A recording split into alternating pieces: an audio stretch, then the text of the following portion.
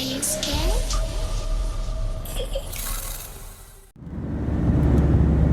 Hey everyone, welcome to another abandoned remains video. We're currently on our way to an abandoned slaughterhouse up near East Benton, Pennsylvania. This location is kind of in the middle of nowhere. It's the middle of a large field and some woods, and it's not really visible from the road unless you take a long walk back. It's going to be a cool experience because this is our first video that we've done in the evening. It's currently 7:30 at night, so the sun's going down.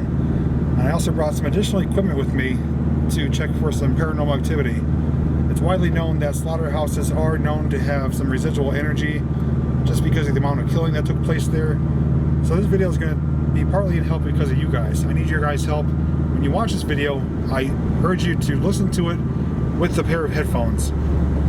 I do have a pretty good microphone on the camera, so if you do hear anything in the background that I maybe not hear at the time, let me know in the comments section. I'm going to review the footage myself. If I hear anything as well, I will point it out during the video or in the comments section as well. And also, this is probably going to be a pretty long video, so hopefully you guys stay with us through the entire duration, and hopefully you enjoy it. And next time we pick up, we'll be walking towards the slaughterhouse. Okay, we're back, and we're currently making our way through a very thick wooded path on our way to the slaughterhouse. Now, I was here approximately a week ago, maybe a little bit more than a week, and I did scout the location just to make sure it was still here, see what's inside of it. And I did take a lot of photos then, so at the end of the video I will put a small photo montage, and a lot of those photos will be from then. It'll be much brighter out, so in case you're wondering, that'll make more sense to you. And off to our left we have our first look at the slaughterhouse. Now, prior to coming here today to film this, I did do some brief research on it. Now, the information I'm going to explain to you is just speculation. There's no hard proof of that. There's more or less rumored online. But it was noted that this was called Edwards Slaughterhouse. It's located off the Fleetville exit of Interstate 81. And it closed supposedly sometime in the 90s. I will do a little more digging on to see if I can find some hard proof evidence on that. Otherwise, if you guys know any time frame or specific information about it, feel free to let me know in the comment section down below.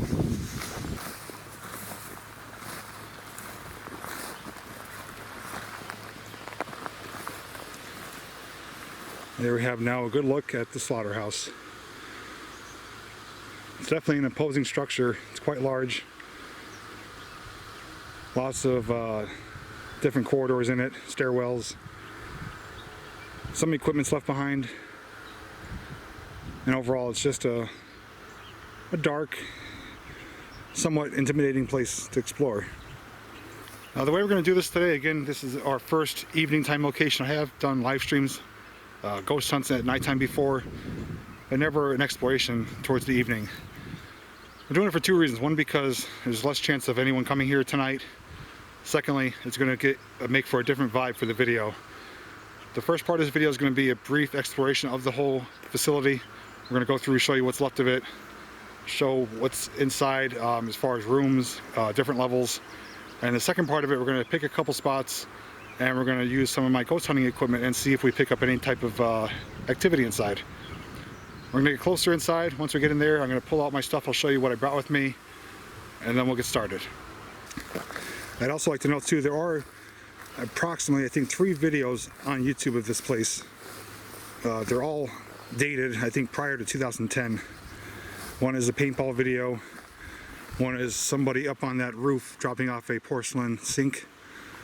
And the other one is a guy and girl just walking around. I think it's like maybe like a 2-minute video. So this location doesn't really have a well-documented video or a good exploration video. So that's our point for coming here, to give you guys a very good look, a detailed, in-depth look at the slaughterhouse.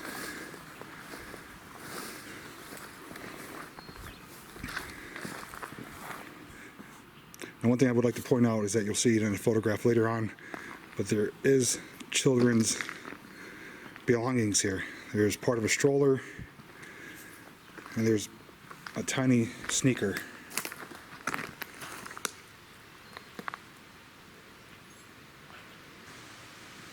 This is going to make for an interesting video. It is getting dark. It's windy out. Lots of things are blowing around, making noise. And once you're inside, it's very dark. I brought lighting. Mike has lighting. I brought additional batteries just to play it safe because you could very easily get hurt inside this location. There are stairwells with no railings. And there's floors with holes in them and numerous other hazards. So if you guys ever come to this location or any other location, use extreme caution. Come during the daytime. At least have some knowledge about what you're doing. If not, come with someone who does, and bring plenty of lighting. And let someone know where you're at, just in case something was to happen. Because a place like this, there are some houses a few hundred yards away, but if you were to yell from here, I don't know if anyone would hear you. Now we are on the ground level. I don't know if this is considered a basement or not, maybe a first level. I think it's the basement though.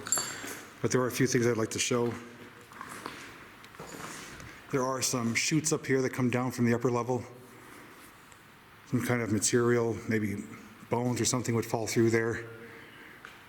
And this long, what looks like a pipe, it's actually a long auger type of device.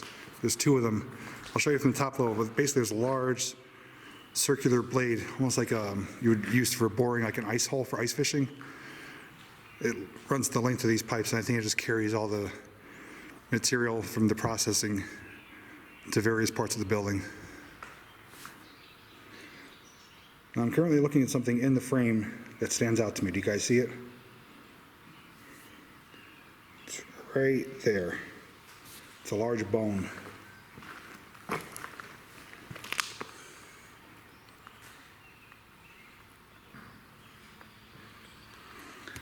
It's pretty thick size. I don't know what that would be to.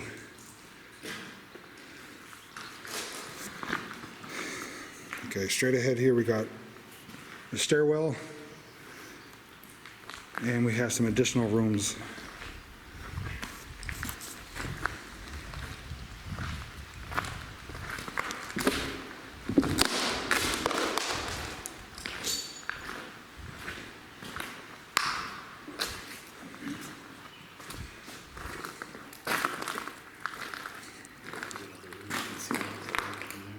Oh yeah.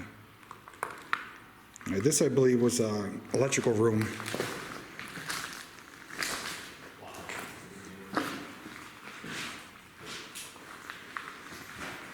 Got numerous electrical boxes, breaker boxes. These look like they may be lockers.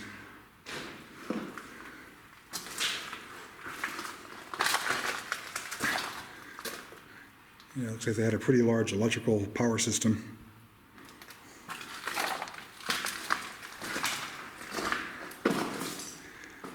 And straight ahead, you guys see that? That's an enormous boiler. That's got to be probably 12 feet tall. Catcher.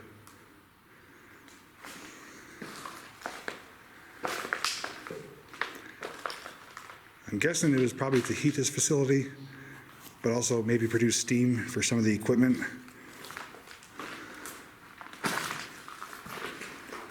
You can see some of the insulations coming out of it.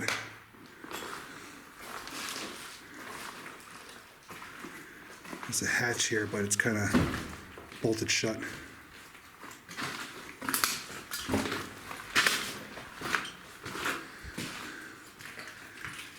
That's one of the biggest ones I've ever seen.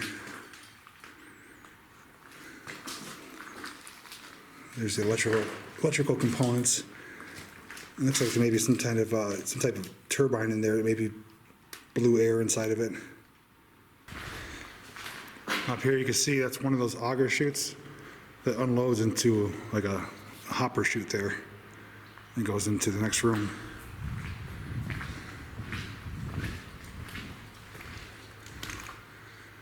Okay, this is going to take a little bit of finagling to get up inside, so I'll be back in a moment.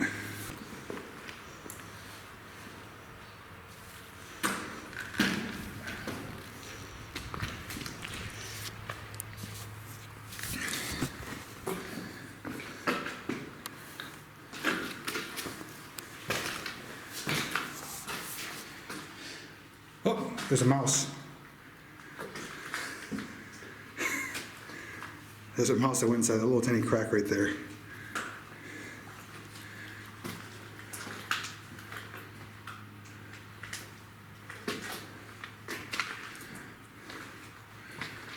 So this part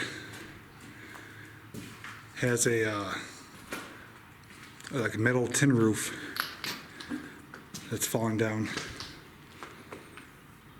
There's large concrete chunks here. Is that concrete? Styrofoam. Oh, styrofoam, okay. Yeah, okay. It looks like styrofoam type of insulation or something.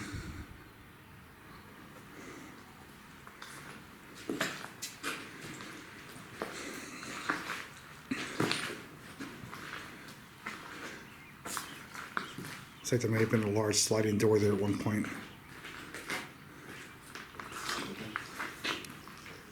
Yeah, I think that would be it.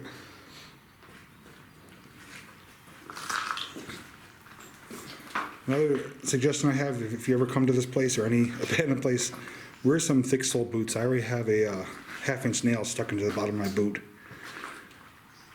So, I just saw that mouse again. He just went underneath the styrofoam.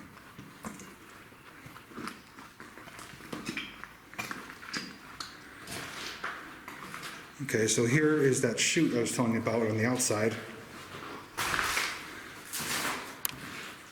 It drops down right into here. You see part of the auger blade.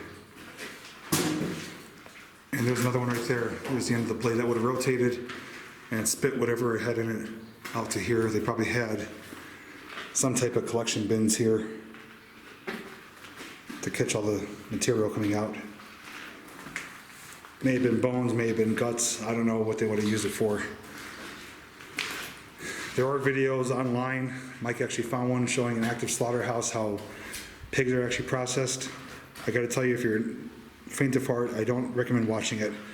It is a bit disturbing. They do, there's a bad echo in here. They do kill the pigs, quite violently and process them. I know it's part of life, it's how we get meat, but if you are curious as to how they operate, you could do your own research and check online.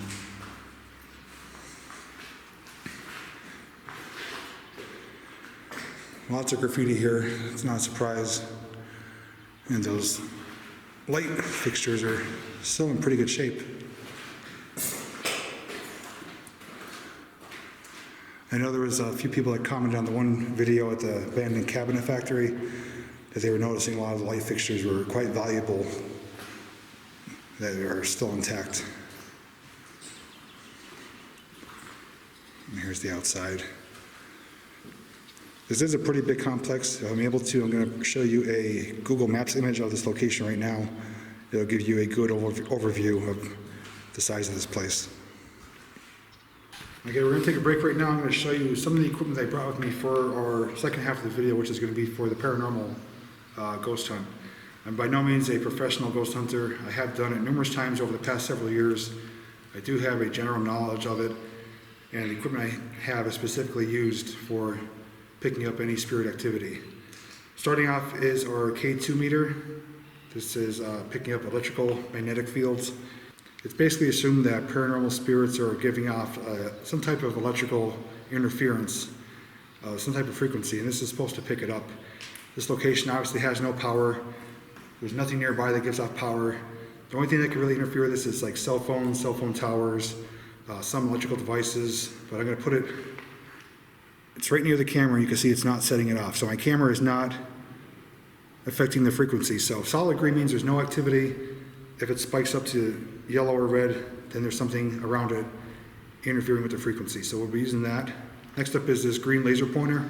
This projects a star pattern on the wall, and the purpose of that is to show if anything passes in front of it, like a shadow or an object. If anything breaks those beams of light, we'll be able to see it, and it looks pretty cool when it's lit up. Next up, I do have a laser thermometer. Basically, it shoots a laser, and whatever object it points at, it will read the current temperature. The wall right next to us is reading 67 degrees. Okay, and lastly, something very simple. This is a mag flashlight. It's just a simple flashlight. The purpose of this, is it has a twist on and off type of switch. So you basically twist it to the left to turn it on, turn it to the right to turn it off. This has been used in dozens of television paranormal shows. And the way you use this is you turn the flashlight just so it's barely off. It's like almost on the very tip of being turned on. And you are supposed to encourage something, if there's anything around you, to go ahead and touch the flashlight. And if they do, it should turn on. I have had some positive results with this on prior ghost hunts, so we will try it later on. But that's going to be it. Right now we're going to finish up with our exploration of the video, and then we're going to switch over and start doing some paranormal ghost hunting. All right, we're going to make our way upstairs. We probably got less than an hour of daylight left, so we're going to keep moving and show you all that we can show you.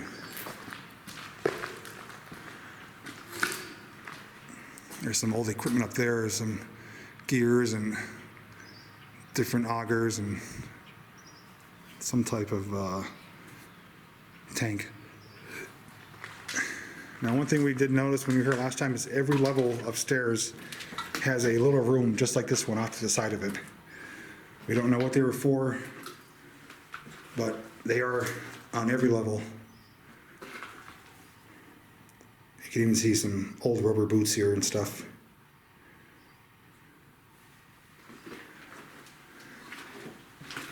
That's where that large boiler is, and now we're gonna make our way up. Most of this facility is concrete, and most of it is intact, but there are some areas that do have holes in the floor and that are weak, so it can be kind of treacherous if you're not paying attention. There's the other room, just like the one I showed you downstairs. They're all very much alike.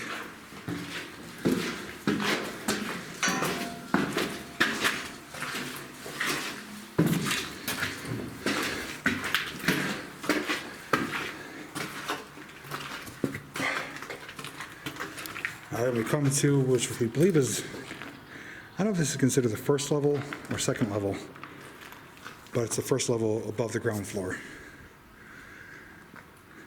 And this is probably one of the best rooms of the whole place here.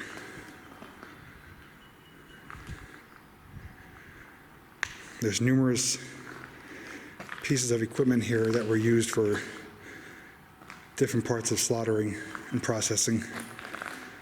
I'm pretty sure that right there was used to kill the animals. I don't know if they processed pigs or cows here, but from what we've seen, the animal would enter, their head would come out through that opening, and they would kill them either by electrical shock or basically a metal rod going straight through their skull. It's, like I mentioned, it's very disturbing to watch. And you can see there's weak parts of the floor, openings here. There's like a trough area here, it looks like maybe where it collected blood, or where they used to maybe wash the bones or something. I don't know really much about it. But overhead too, there's an overhead chain system that wraps around different parts, and it looks like it would have carried, you know, the pieces of, I guess you could say, carcass or meat or whatever you want to call it, around the different parts of the building here to be processed.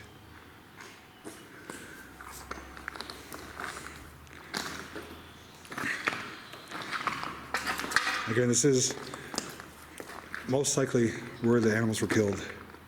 And right behind here, there's actually some narrow, almost like walkways that were fenced off, I believe, to keep the animals in line, almost like a conveyor belt. Here's a look inside.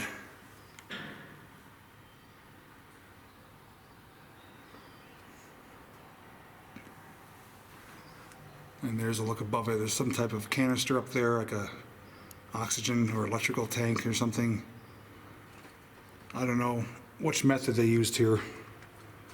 This is like a hydraulic arm which lifted up this door. So this would have raised up And there's one on the other side as well. I think they both raised at the same time. Yeah, on the floor there's like a little platform. I think it would have raised up, and that would have lifted up the carcass and allowed them to remove it.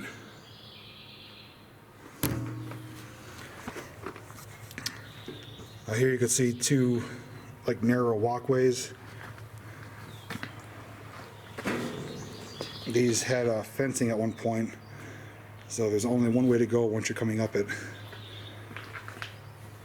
And it basically leads right into there. And they even had doors to block it as well. There's actually a spray painted hologram of like a policeman on there, like a motorcycle cop or something. So it looks like this was the main area of the processing of the animals.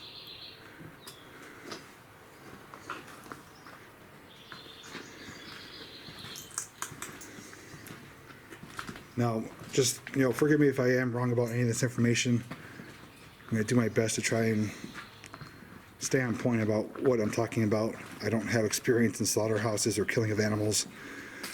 I know it is done for a reason, but I don't know much about the process of it. My guess is this room is where the animals were kept to be fed, possibly unloaded from trailers. There's some bay doors here. There's also troughs in the ground. So I think this is where animals were kept prior to their killing.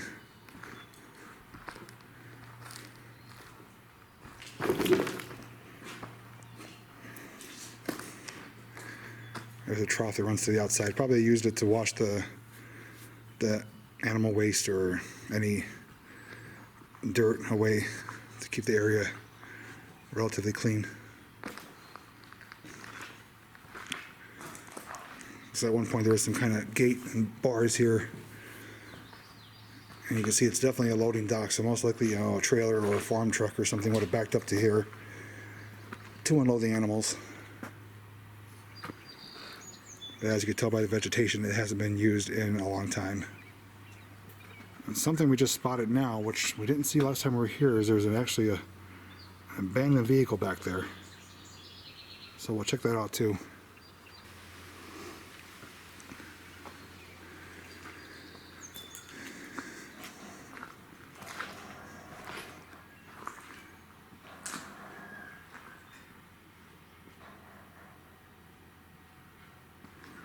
You guys might hear in the background some like shaking or something. There's these metal lining of the walls is kind of blowing in the wind. There's a lot of, unfortunately, vulgar graffiti here, so my apologies for that. I'll try my best not to show too much, but it is kind of everywhere. Yeah.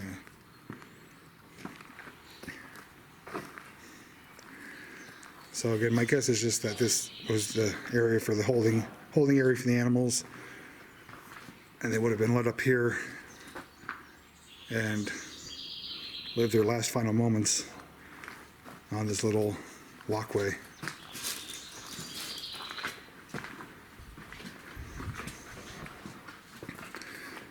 That's where we started earlier at the first or ground level, basement level.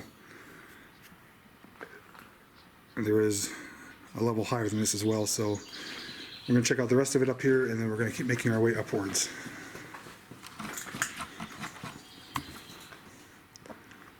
There's like a little storage room or something. There's lots of drains in the ground too that drain probably blood or water or whatever else they were using here.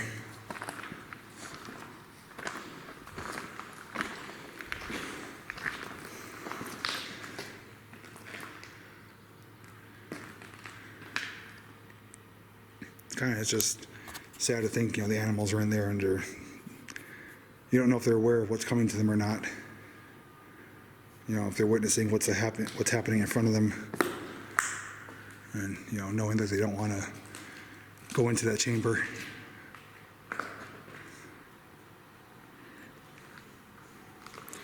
This is, like I said, looks like a wash area. There's drains here, and it's kind of enclosed with that little lip. I'm guessing once the animals kind of came out of there, they would have been moved to here and maybe cut open, had their blood drained out. Yeah,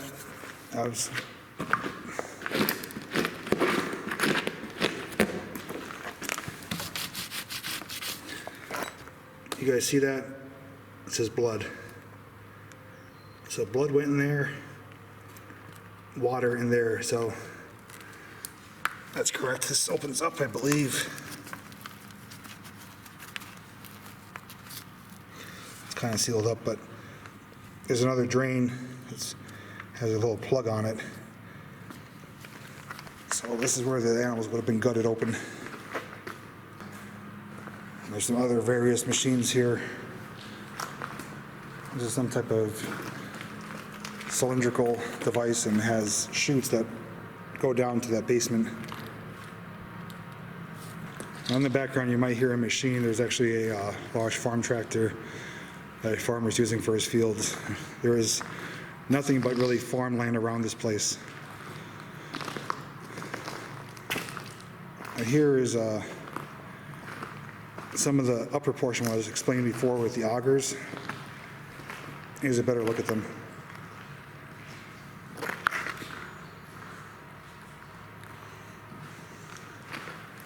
So it looks like, something was pushed into here, the blade rotated, and it let it out into the lower level.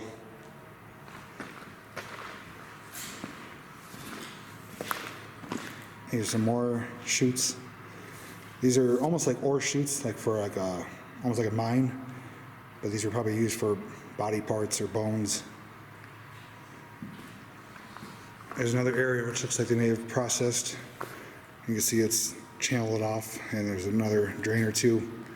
So they probably had multiple stations where they processed the animals.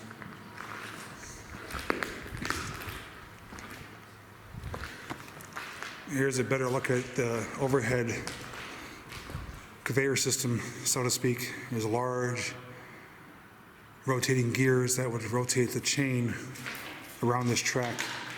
And most likely there was hooks hanging from this that carry the bodies of the animals around. It goes through much of the area here. Here's a good look at this now. It looks like it may have been something here at one point. There's a gear there. Yeah, there's a chain.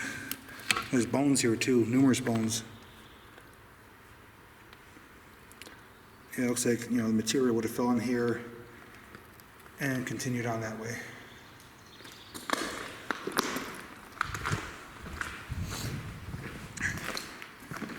There's another one here as well. It goes a little bit steeper with a smaller auger blade down there. That goes out to the lower level. We do have a outside portion here. And we noticed these last time, these look like giant air fans or like blowers. There's big bladed fans inside there that spin probably at high speed and shoots out the air somewhere over here. I think out of these little vent pipes right here. I don't know what they would have been used for. But here we have some outdoor coolers, probably for storing the meat once they were done processing, packaging it.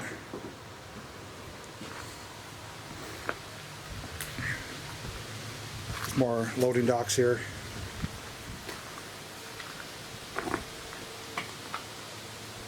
Yeah, and right through the woods there is an abandoned car there, so we'll get to that at some point. This is definitely another unloading area. And there's a look at those big blowers.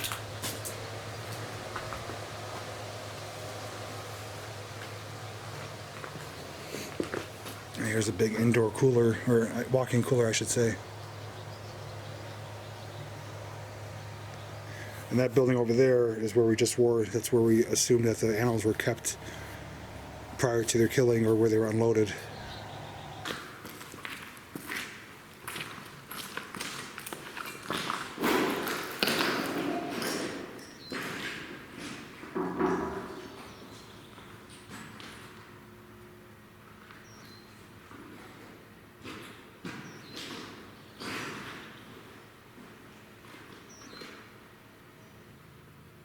And here's more of that conveyor system. It's more intricate here, twist and turned, goes on different levels and makes its way into that room. And that's where we're gonna head now.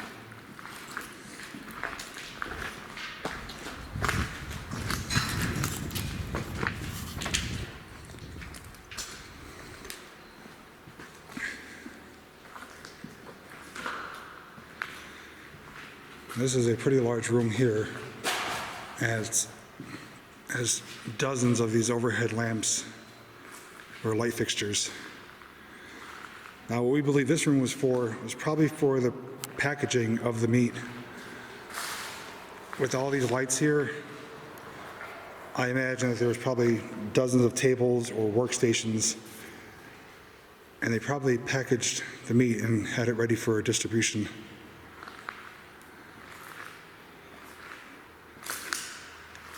Like I said, just based on it's a lower ceiling compared to the rest of it, dozens of lights. And just based on those doors there, I'm guessing those are shipping doors.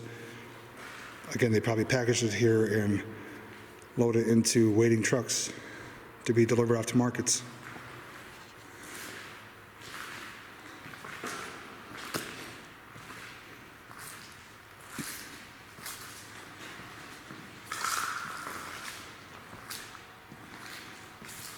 They have more of those fan systems in here, Kramer fans. They may have been used for cooling, may have been used for air drying something. That part I'm not really aware of.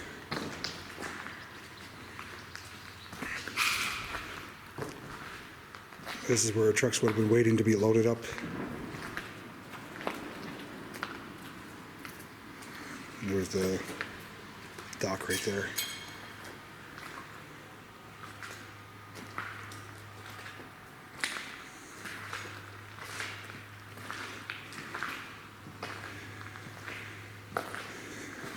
Now, I will tell you, just based on being here so far, the overall place doesn't really give off too bad of a vibe.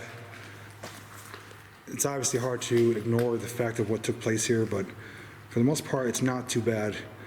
Now, the area where the animals were killed and processed, it did seem a little bit, off-putting there, just because you know what took place. But for the most part, it's not too bad. So I don't know if that's good or bad, but we'll take it.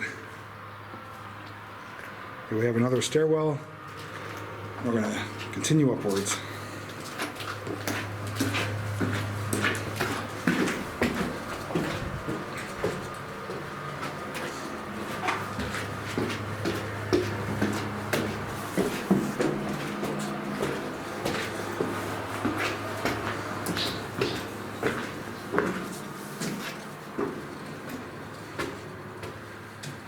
Okay, we hit I don't know if this would be the second or third floor.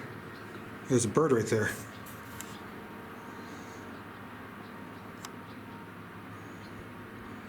You see him? He's watching us.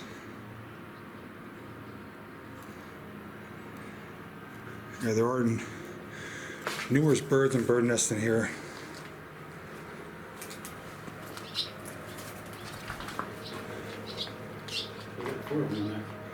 Four of them? Yeah.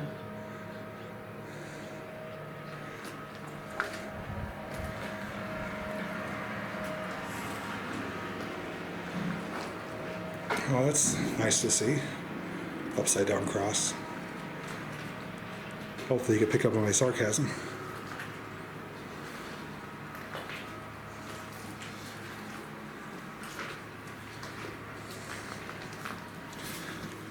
This is the stairwell we were at earlier. This looks like may have been maybe an elevator shaft, possibly.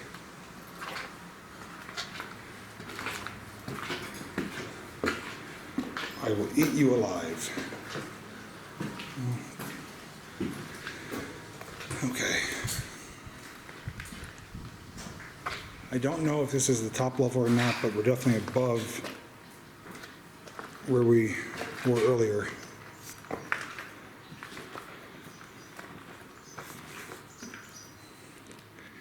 Okay, so maybe you guys could fill us in on this. That chain conveyor system, wraps its way down there, but it either ends or starts here. So I don't know if they loaded it. It looks like they possibly would have loaded something into here, and maybe gravity would have took it down and made its way downstairs. That's my best guess. It's a good look at where we were. That's where the blood drain was, where they probably rinsed the animals, and the killing chambers over there, and some of the other equipment. And there's this large 3-section tank up here.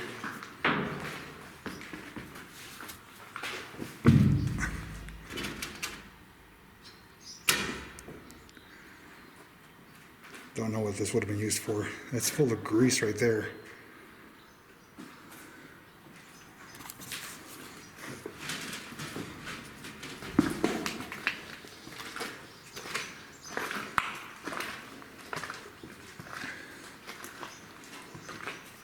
Clearly somebody busted out this wall.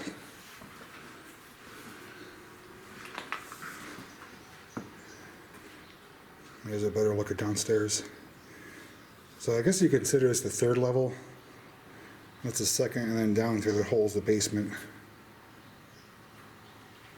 Or, no, maybe I had that wrong. I guess you would consider this the 2nd level. That would be the 1st floor, and there's the basement through that opening down there.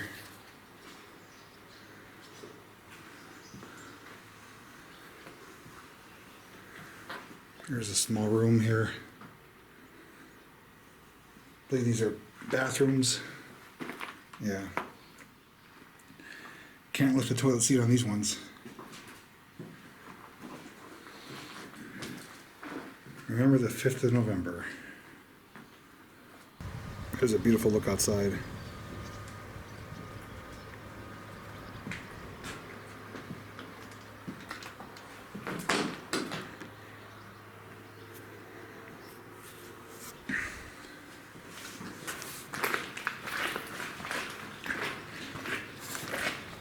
Alright, still got another level to go. Yeah, I don't know, this may be another bathroom.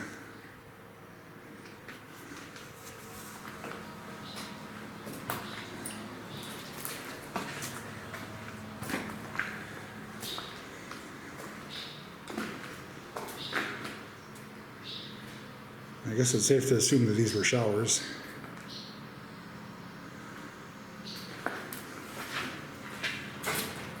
It's an old heating element.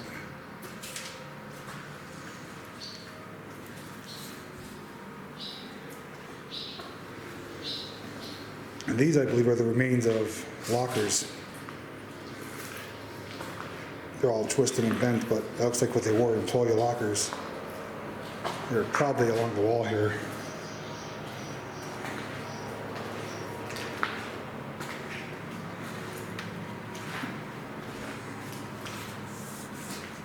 Jeez.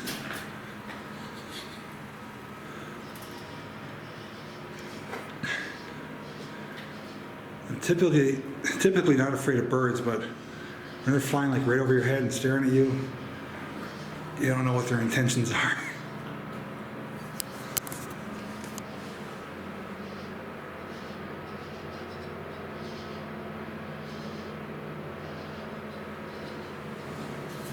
Oh, hopefully it doesn't take a crap on me.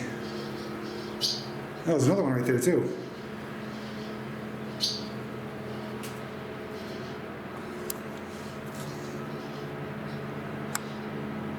Well, I guess we'll go down a different way. We'll let those guys go. Probably invading their space.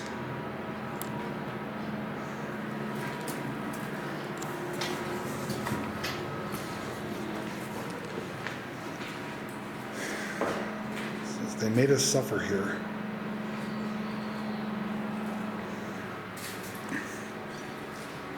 There's lots of phone numbers on the walls too. I wouldn't recommend calling them. You don't know who they belong to. But somebody spray painted several numbers. And here we got some tree branches coming through.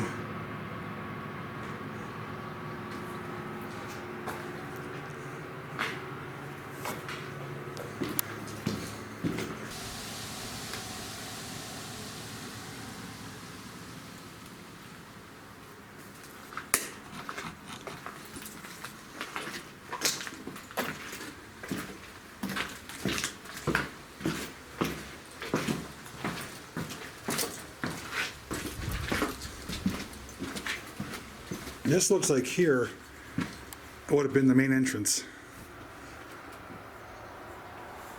They would have had a doorway here. You can still see like the hinge or something up here. And there's where the hinges would have been. So this may have been a employee entrance or maybe a customer entrance, you know, for buyers. And there's the overhead awning, I guess you want to call it.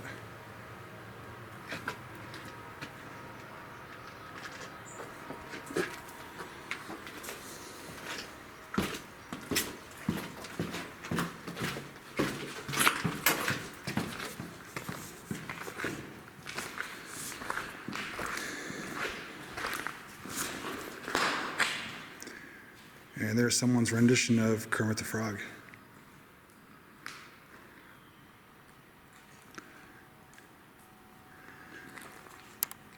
Okay, we basically showed you everything there is to show you here. We covered top to bottom, inside and out, what this place looks like. This was a long time coming. This place didn't have a good documented video of it. It's only a matter of time until it's going to be, I'd assume, demolished. This is never going to reopen as a slaughterhouse. I can never see that happening. But it is on a nice piece of property, so I'm sure at some point it will be repurposed for something. All right, we're going to switch gears right now, and now we're going to switch over to our paranormal investigation. It is getting dark out now. It's maybe a half hour's worth of light left, maybe less.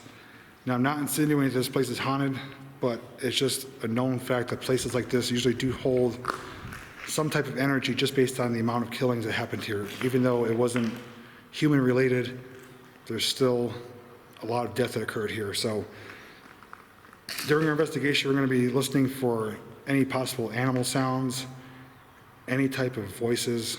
Maybe someone was killed here when they were working. I don't know for sure, but we're going to do a couple experiments with my equipment. And number one is just please listen closely. If you guys hear anything at all that sounds out of the ordinary or something that you didn't hear us make or we didn't hear, make sure you timestamp it in the comment section so that we could go back and analyze it ourselves. Okay, we're going to start off doing a sweep with the EMF detector. This is called the K2 meter, and it's going to pick up any electrical magnetic fields that are possibly in the air. Again, there's no power here. There's no electrical interference in this building. I have it right next to the camera. It's not changing colors, so if it does change colors, there's something unexplainable that causes it to do that. So I'm basically going to walk around, keep this in view, and we'll see if it changes at all. I'm actually going to dim the lights, hang on. There we go.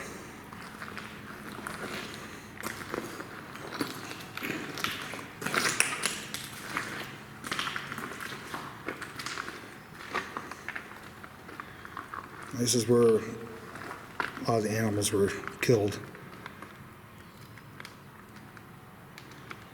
So, nothing reading yet.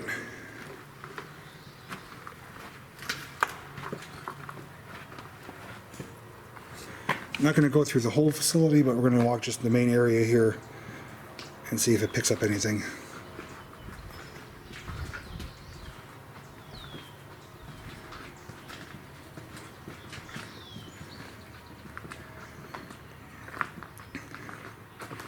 I'm also going to use this detector with the flashlight as well when we do our flashlight test.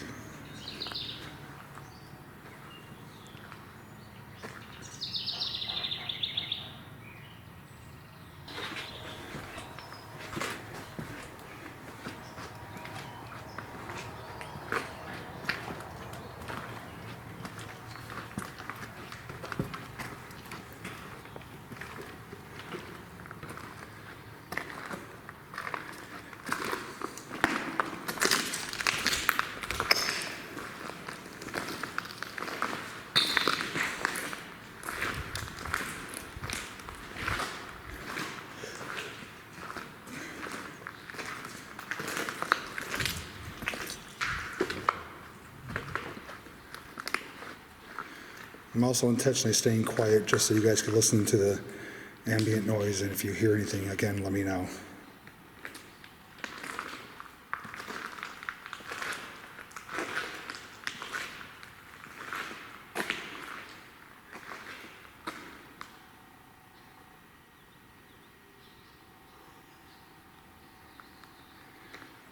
You can see the feel and the vibe definitely changes as the sun goes down. Even though it doesn't feel like anything bad here, it's definitely not someplace I'd want to be without a flashlight. It's still a dangerous place.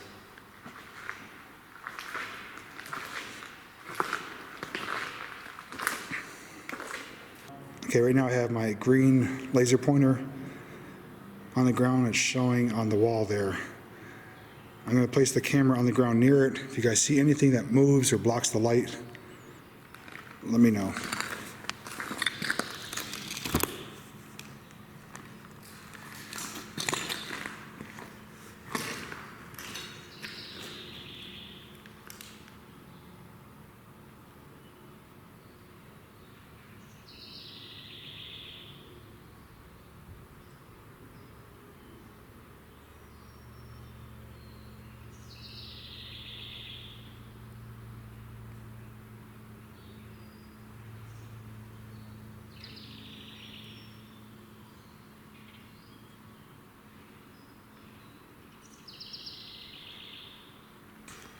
All right, I changed locations. It's now showing on the wall where we saw Kermit the Frog.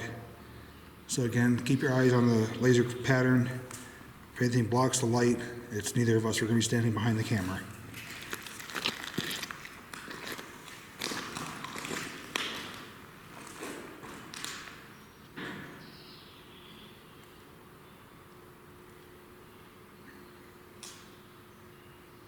This is actually a very painful waiting game to do this, like to do it properly. You gotta let things sit for a long time to see if anything interferes with it. Usually takes hours to do a good investigation.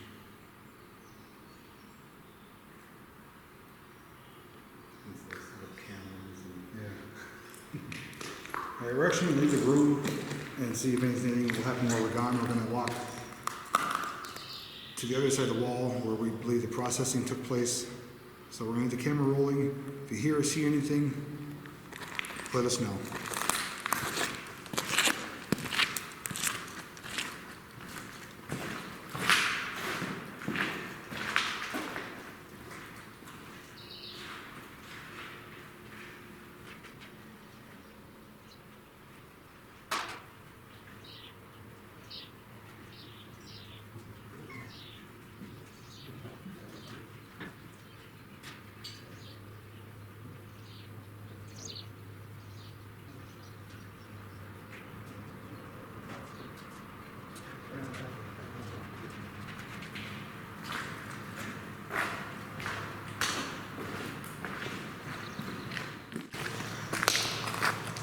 Okay, so far we did the K2 meter and the laser grid. Right now we're going to take the K2 meter and the mag flashlight, and we're actually going to put it inside one of the stairwells. We're going to see if anything will turn on the flashlight and see if anything will kick the lights off for the K2 meter. So I'm going to get that stuff situated, and then we'll point the camera on that and see what happens.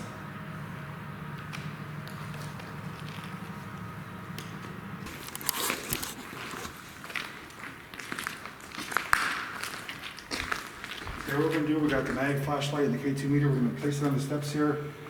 We're going to leave the camera on the ground, and we're going to ask if anyone is here or anything is here to try and touch the flashlight and make it turn on.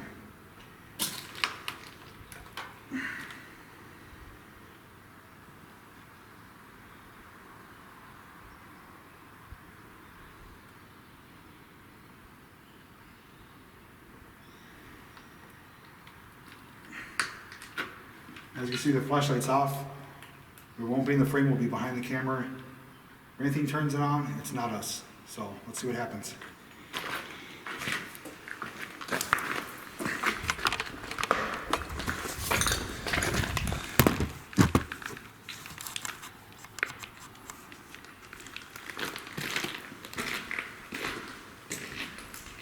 Okay, on the steps there is two devices.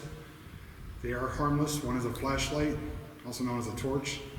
The other is a meter that will help pick up any frequencies. If you go near them, the lights will come on and change color. If you're able to understand us, please go towards the light. Try to touch the flashlight. It won't harm you, but it will let us know that you're here.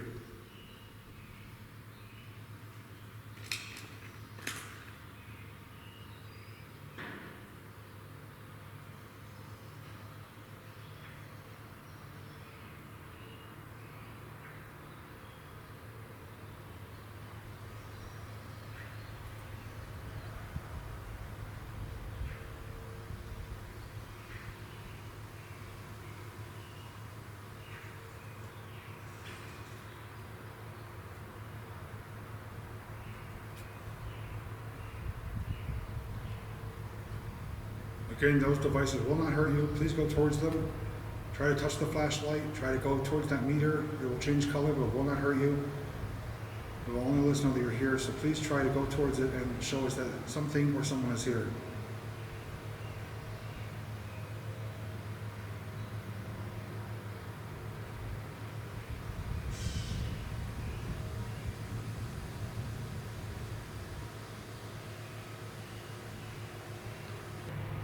Okay, we're going to leave that on the steps there for a few minutes. We're going to walk back a little farther just to give some space in the room.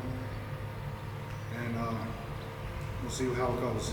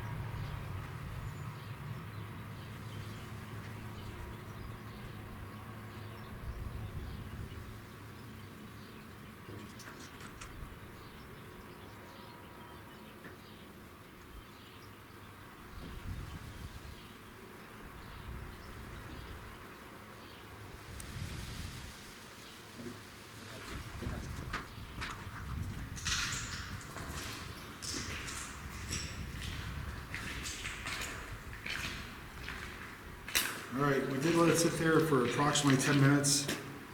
Unfortunately, nothing did happen as far as we saw. The light didn't change on the K2 meter, and the flashlight didn't come on, but I do want to show you what would happen if someone was to touch it.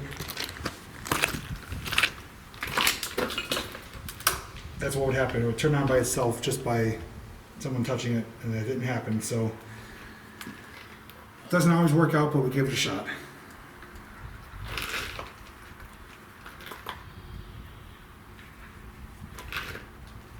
Okay. You see that?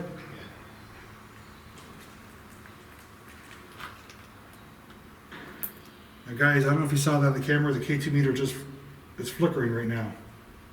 There's nothing nearby here to cause that. I'm not touching it.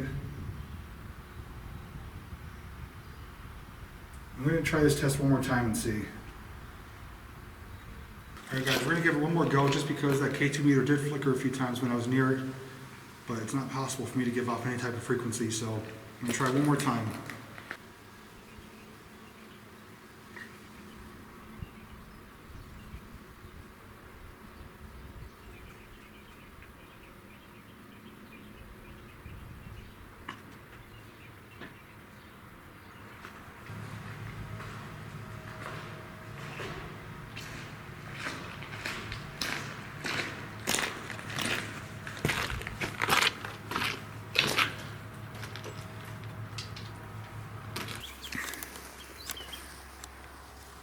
Okay, so that is the outside of the slaughterhouse. We just got done with our inside exploration. As mentioned, we did spot a vehicle sitting outside here. So we're going to check that out really quick. It's completely overgrown. Let me get some light on it here.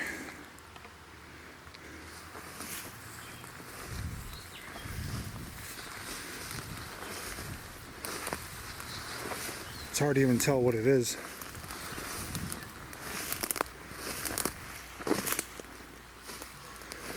Looks like maybe a Sunfire or a Cavalier. Cavalier? Yeah. Here's a little bit better look at it. You see it's got some bullet holes right there. It's just sitting right on the ground. The shocks are sticking right in the ground. Been here a number of years. Somebody did a number on it. As I mentioned in the beginning of the video, this place is literally in the middle of nowhere. There's nothing but fields and woods all around it.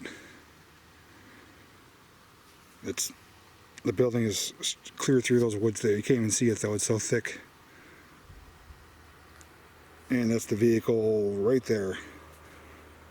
Again, it looks like this did close in the 90s from the information I gathered. I don't know for a fact if that's true, but if you guys do have any information on it that you're willing to share, I'd love to hear about it. But I just have to go based on what I found and based on the overgrowth here, the amount of decay and destruction. I'd easily assume it's been at least 20 years since this was last operating. And we do have a long walk back to our vehicle, so we're going to get moving. But I'll give you my final thoughts in a moment. And we're going to call it a night.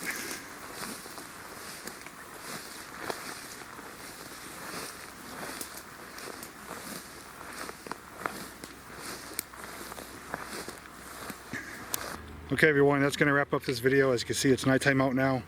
We spent probably a good hour and a half, 2 hours here. We gave you a good exploration of the building, and then we followed up with our paranormal investigation. Unfortunately, we didn't experience anything happen while we were there.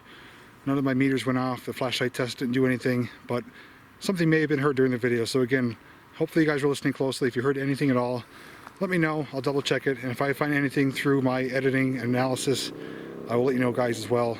I will let you guys know as well. Hopefully you enjoyed this type of video. This is something, again, that I typically don't do. We usually go early in the morning for our abandoned explorations, and this was something new for us. So let me know your thoughts on it. If you'd like us to do more evening explorations, let me know in the comment section. If you prefer the morning ones, we'll stick with those. Either way, you know, I'd like to hear your feedback. And also, you know, if you guys have any thoughts on this or history on it, I'd love to know that as well. I really appreciate, you know, communicating with you guys and hearing from you. Whether or not it's accurate or not, I still enjoy the back and forth communication.